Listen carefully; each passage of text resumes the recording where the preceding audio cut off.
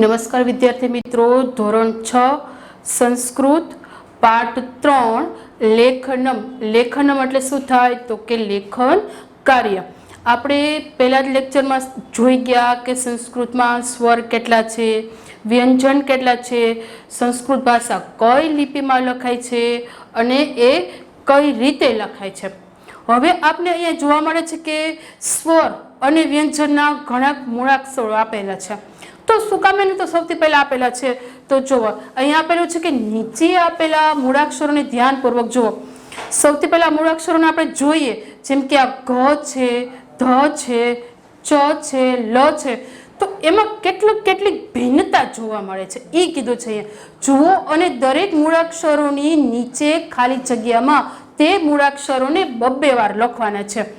હવે આ શું કામ એને લખવાનું કીધું છે તો કે આપણા જે વળાંકો છે એ સરખી રીતના સૂત્રી છે. હવે ઘણી વખત બને છે એવું કે ઘણા બાળકો છે ઘ અને ધ બે સરખું સમજે છે. આ ઘમાં બે પાંખિયા સરખા હોય, જ્યારે ધ છે તો ધમાં અહીંયાથી મીંડું એટલે કે એની ધજા ફરકતી દેખાય છે.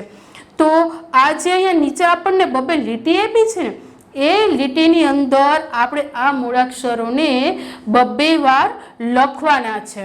જો સૌથી પહેલા તો આપણે અહીંયા લખ્યું છે આવી રીતનું ધ. ધ લેખા પછી આ ધ લેખો તો હવે રીતના અહીંયા ધજા લખ્યું, ઘ પછી તો આ ધજા લખીએ તો એના માટે જો અહીંયા પાખ્યું આવ્યું. તો ઘડિયાળના ઘને શું હોય, બે મોટા કેવા હોય, એના સરખા હોય, જેમ કે અહીંયા છે ઘ, એ બે સરખા. હવે અહીંયા છત્રી અને અહીંયા લ એટલે કે લખુટાને બેને જોઈ લ્યો તો એના વળાંકોમાં થોડીક ભિન્નતા જોવા મળે છે. અને આ જે સંસ્કૃત મૂળાક્ષર છે એની પર જે આપણે લીટી કરી એ લીટીને શું કહેવાય છે તો કે શિરો રેખા. આ લીટીને કહેવાય છે શિરો રેખા.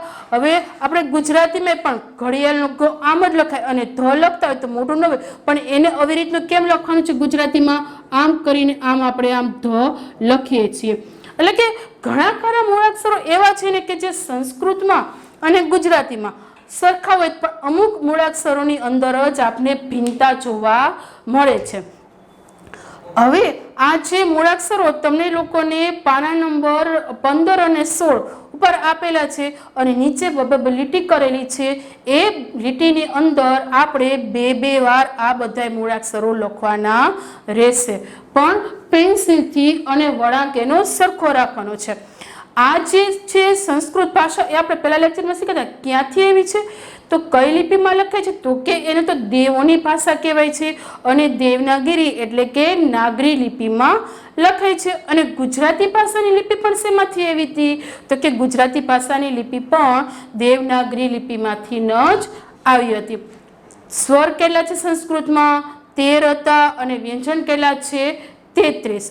હવે ઘણા ખરા મૂળાક્ષરો ગુજરાતીના પણ આ જ રીતે લખાય, પણ એની પર શું નથી કરવામાં આવતી તો કે એની ઉપર શિરો રેખા કરવામાં આવતી નથી. આ બંને પાના તમે HWમાં સ્વાધ્યાય પોથીમાં લખી જો. હવે પ્રશ્ન નંબર 2, નીચે આપેલા દરેક પ્રશ્નના ઉત્તર માટે આપેલા વિકલ્પોમાંથી સાચો વિકલ્પ શોધી તેનો ક્રમ અક્ષર પ્રશ્નની સામે આપેલા ચોરસમાં લખવા. સામે ચોરસ આપેલું છે એમાં એનો જવાબ લખવાનો છે. સૌથી પહેલો છે સંસ્કૃત ભાષા કઈ લિપિમાં લખાય છે. અહીંયા ખાસ તમે જોજો બાળકો, અહીંયા શું કીધું છે નાગરિક. નાગરિક એટલે શું થયું કે ભારતના જે નાગરિક હોય ને એને નાગરિક કહેવાય, તો એ લિપિ નો થઈ કહેવાની. તો અહીંયા શું કીધું છે નાગરી અથવા તો દેવનાગરી. એટલે જવાબ શું આવશે બી, નાગરી કે દેવનાગરી. અહીંયા વચ્ચે તમને કે આપેલો છે એટલે ચોખ્ખોટથી કહું છું અને ધ્યાન રાખજો. બીજું, ગુજરાતી ભાષાની લિપિ કઈ લિપિમાંથી આવી છે. હમણાં જ આપણે વાત કરી ગુજરાતીની લિપિ પણ શેમાંથી આવી હતી, એ પણ દેવનાગરી લિપિમાંથી જ આવી હતી. શું કામ? કારણ કે બંનેના મૂળાક્ષરો મળતા જ છે. ફેર એટલો છે કે સંસ્કૃતની ઉપર શિરોરેખા કરવામાં આવે છે અને ગુજરાતી ભાષાની ઉપર શિરોરેખા કરવામાં આવતી નથી. સંસ્કૃત ભાષાના કેટલાક મૂળાક્ષરોના વળાંકોમાં શું જોવા મળે છે?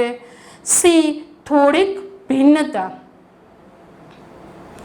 સગણન વિજ્ઞાનના નિષ્ણાતોના મતે સંસ્કૃત ભાષા સગણક માટે કેવી છે તો કે પૂર્ણતઃ યોગ્ય, પૂર્ણ રીતે યોગ્ય છે.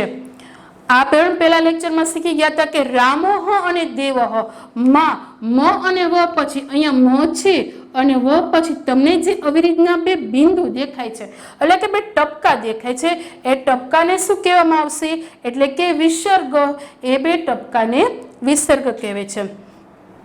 હમણાં આપણે મૂળાક્ષરો જોયા કે ઘ મૂળાક્ષરની સાથે થોડી કમતી ભિન્નતા ધરાવતો હોય એવો મૂળાક્ષર કયો છે તો ગ છે તો કે નહીં. તો કયો આવશે ધ. ઘ સાથે કયો છે ધ. જો ઘ આવી રીતનું છે અને ધ આવી રીતનું એને પાક્યું છે એટલે થોડીક જ ભિન્નતા ધરાવતો મૂળાક્ષર કયો થયો તો કે ધ. હવે તમને અહીંયા કીધું છે કે વ મૂળાક્ષર સાથે થોડીક ભિન્નતા.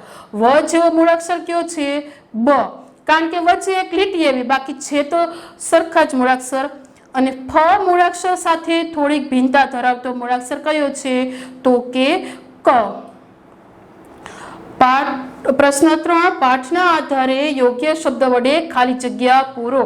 તો સૌથી પહેલી ખાલી જગ્યા છે ગુજરાતી લિપિના મૂળાક્ષરો ઉપર ખાલી જગ્યા કરવામાં આવતી નથી. આ ગુજરાતી છે, આ ગુજરાતી શબ્દ છે, આ સંસ્કૃત શબ્દ જો છે ને ગુજરાતી લીટી પર ગુજરાતી ભાષા પર શું નથી કરવામાં આવતું તો કે શિરો રેખા. શિરો રેખા એટલે શું થયું લીટી, શિરો રેખા. સંસ્કૃતમાં ખાલી જગ્યા સ્વર અને ખાલી જગ્યા વ્યંજન છે. સ્વર કેટલા છે તો કે 13 અને વ્યંજન કેટલા છે 33. સ્વર અને વ્યંજનને શું કહે છે તો કે સ્વર અને વ્યંજનને વર્ણો કહે છે. તમને પ્રશ્ન પણ પૂછી શકાય છે કે વર્ણો કોને કહે છે તો કે સ્વર અને વ્યંજનને વર્ણો કહે છે. સામાન્ય રીતે દરેક વ્યંજનનો ઉચ્ચાર ખાલી જગ્યા ઉમેરીને કરવામાં આવે છે. શું પણ સ્વર. સ્વર કયો અ.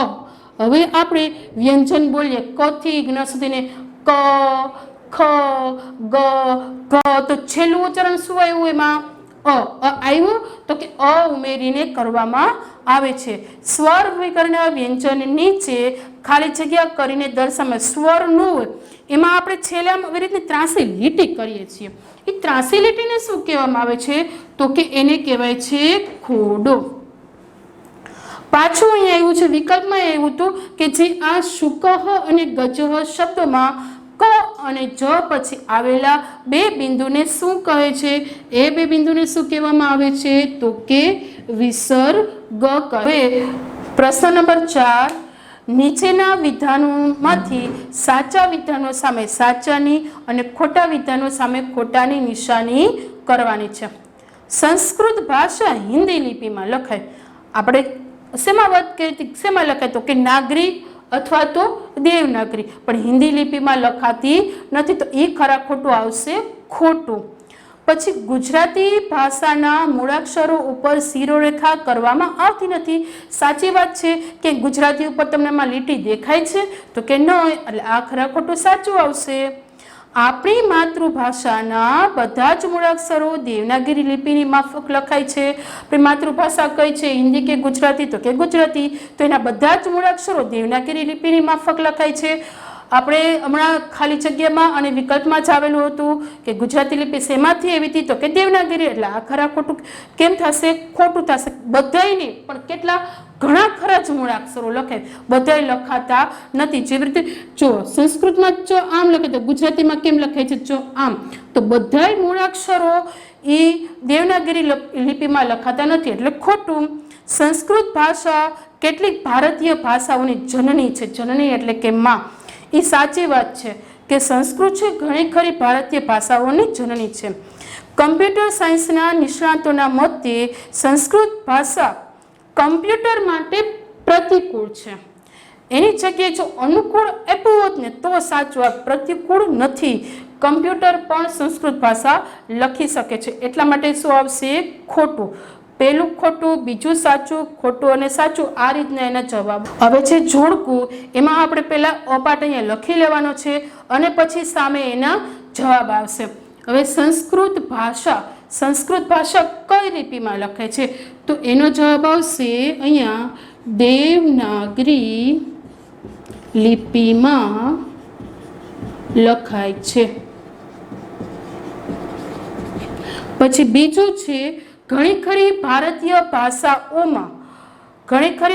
ભાષાઓમાં શેનો વધારે પડતો ઉપયોગ થયો છે? તો કે બહોળા પ્રમાણમાં સંસ્કૃતનો ઉપયોગ થયો છે. બહોળા પ્રમાણમાં સંસ્કૃત શબ્દો છે.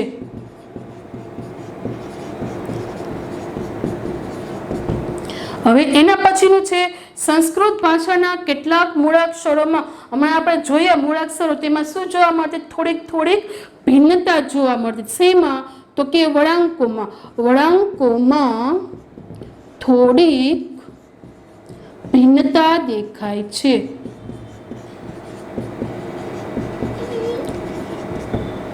આ રીતના તમારે જવાબ લખવાના. પ્રશ્ન નંબર 6, નીચે આપેલા પ્રશ્નોના ગુજરાતીમાં અને એક વાક્યમાં ઉત્તર લખો.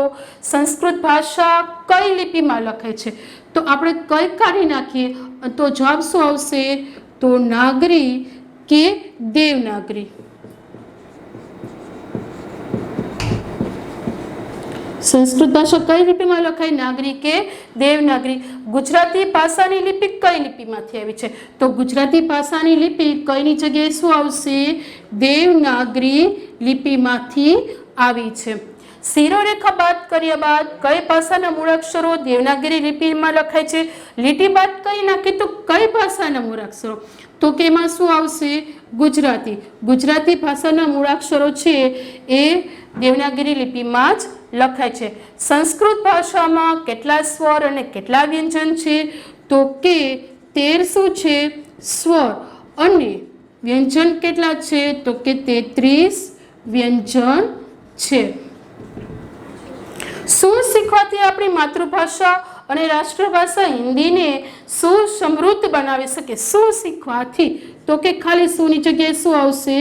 સંસ્કૃત શીખવાથી. આ જવાબ તમારે આખા વાક્યમાં લખવાના છે. હવે પ્રશ્ન નંબર 7 છે, એમાં કીધેલું છે કે નીચે આપેલા શબ્દનું અનુલેખન કરો. એટલે અનુલેખન એટલે શું થયું? તો કે જોઈને લખવાનું. આ જે 8 શબ્દો છે એ તમારે સાચી રીતે શુદ્ધ ઉચ્ચારણ હારે લખવાના રહેશે. પ્રશ્ન 8, નીચે આપેલી પંક્તિઓનું અનુલેખન કરી અને ગુજરાતીમાં ભાષાંતર કરો. અનુલેખન એટલે શું? તો કે સૌથી પહેલા આપણે અહીંયા લખવાનું છે, અહીંયા સર્વે ભવંતુ સુખીનઃ.